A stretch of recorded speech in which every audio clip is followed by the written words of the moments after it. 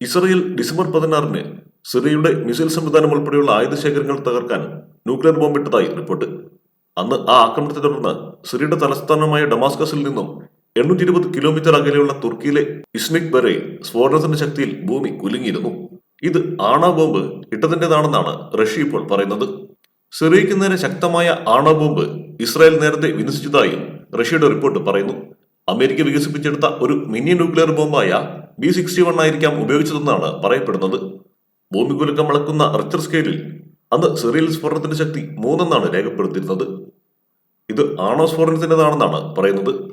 ഈ വലിയ ശബ്ദത്തോടെ സ്കഡ് മിസൈൽ നിർമ്മാണശാല അടക്കമുള്ള സിറിയയുടെ ആയുധശേഖരങ്ങൾ നശിച്ചതിന് 20 മണിക്കൂറിന് ശേഷം തുർക്കിയിലും സൈപ്രസിലും വരെ റേഡിയേഷൻ അഥവാ ആണവ വികിരണം ഉണ്ടായതായും റിപ്പോർട്ടിൽ പറയുന്നു.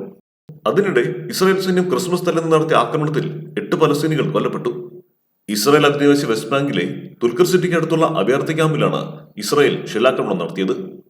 കൊല്ലപ്പെട്ടവരിൽ 53 വയസ്സുള്ള സ്ത്രീയും ഹമാസിന്റെ സായുധ വിഭാഗമായ അൽഗസാം ബ്രിഗേഡിന്റെ അംഗങ്ങളും ഉൾപ്പെടുന്നു. മരണസംഖ്യ 8 എന്ന് പലസ്തീൻ ആരോഗ്യ മന്ത്രാലയം സ്ഥിരീകരിച്ചു. ഡിസംബർ 21-ന് ഇസ്രായേൽ സൈന്യം ഗാസയിലെ അഭയാർത്ഥി ക്യാമ്പുകൾ കേന്ദ്രീകരിച്ച് നടത്തിയ ബോംബാക്രമണത്തിലും 25 പേർ കൊല്ലപ്പെട്ടിരുന്നു.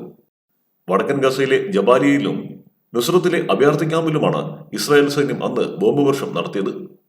ജബാലിയയിൽ മരിച്ചവരിൽ 10 പേർ കുട്ടികളായിരുന്നു. 2023 ഒക്ടോബർ 7-ന് ഇസ്രായേലിൽ ഹമാസ് നടത്തിയ ആക്രമണമാണ് ഇസ്രായേലിനെ പ്രകോപിപ്പിച്ചത്.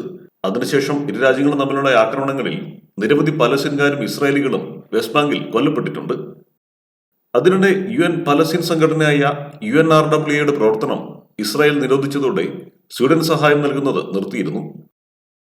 UN ഏജൻസിക്ക് ഹമാസ് ബന്ധമുണ്ടെന്ന് ആരോപിച്ചാണ് ഇസ്രായേൽ വിലക്കേർപ്പെടുത്തിയത്.